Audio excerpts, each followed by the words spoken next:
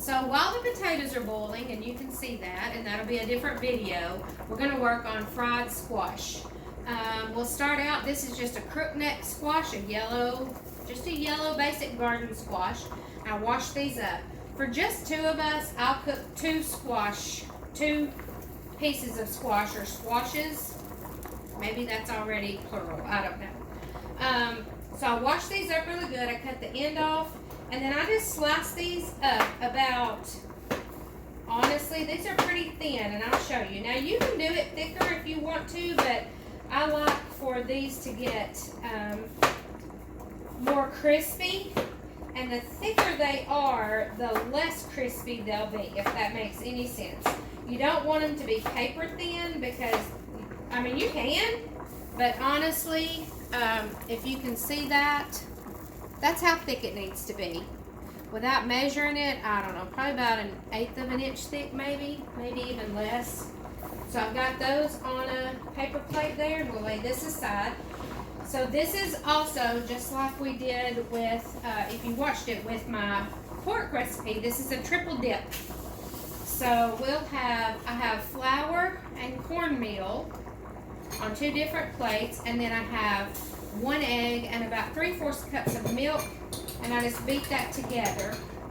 Now, the difference in this one is I do add some seasonings. You don't have to. You can do salt and pepper, and I salt and pepper all 3 stages.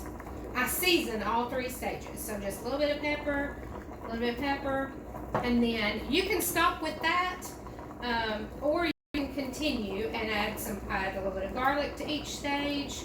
Garlic, this is garlic powder, not garlic salt. And then a little bit of onion powder to each of the dipping stages. And then, really and truly, you're just going to stir these up without getting another fork. I'm just going to use that knife I had laying here.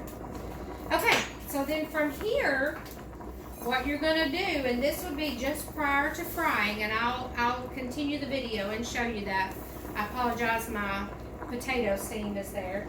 So I just throw in several pieces in this flour, and the 3-coat process gives a real good batter, and the flour just helps everything stick. So as you can see, I'm just literally tossing it in the flour, and then we'll drop a few of those in the egg wash, and I find just using my fingers is the best process.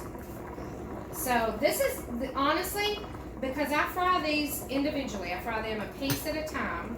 So 8 or 10 pieces maybe, and then we just take those out of the egg wash, and they go into the cornmeal, and then from there they'll go in a skillet. So we'll get some of these battered up, and we'll get them in the skillet. Okay, so we're going to continue with our squash. I have these that I just did through the triple process in the flour, seasoned flour, egg wash, and now in the seasoned cornmeal. I have oil heating in a skillet. I'm using an iron skillet. You do not have to. And I've probably got about 1/4 of an inch of oil on the bottom. Now the way I do squash this way is, this is by the piece. This takes a little bit of time, but it is so worth it. And if you've got time, do it this way. Now, if I don't have time and I just think I need squash, I'll just scramble it up, like throw it in the skillet and fry it. So that did not quite fill the skillet, but what I do, and this just takes time to learn, I just keep rolling with it.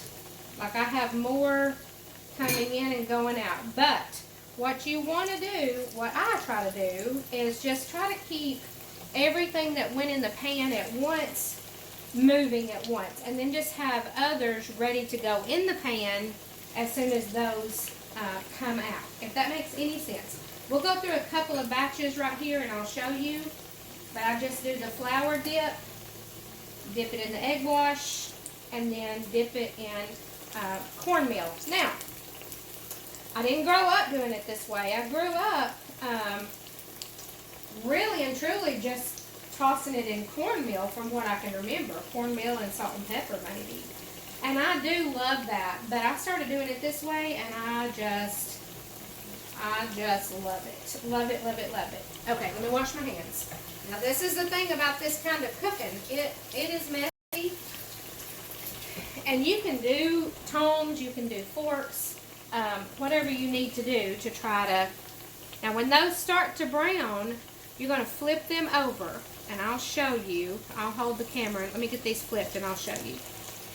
When you can see the edges start to brown, and you're going to flip them over. I have the skillet on high right now, but I will turn it down, just down right off of high. You don't want it burning. But here's a look at the skillet, and you can see these were on the edge, so they're not quite cooking as much. And as soon as they get good and browned, those are done. So those babies are those are coming out. This is a quick recipe, a quick way, but you're just doing one skillet after another, and you don't want those to burn, and they will burn pretty quick. So that's why I've already turned that down. I'm going to get those out, make sure these brown up just as nicely, and we'll just continue frying this way. Jackie Leanne just walked in, and we'll get her on video if she'll come in here. Otherwise, we'll just keep frying squash. I don't think she's gonna come in here. I need to get her in here and put her at this skillet. Let her show you a thing or two.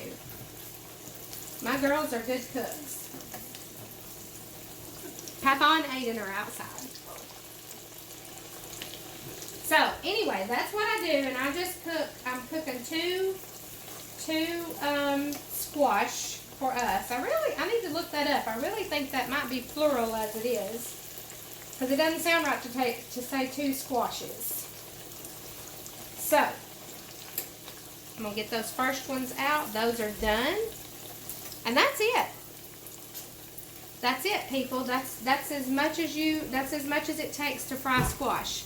I have a plate with paper towel ready, so they'll drain, and that's it. That's fried squash. I know you can do it, and you know you can do it. Just try it.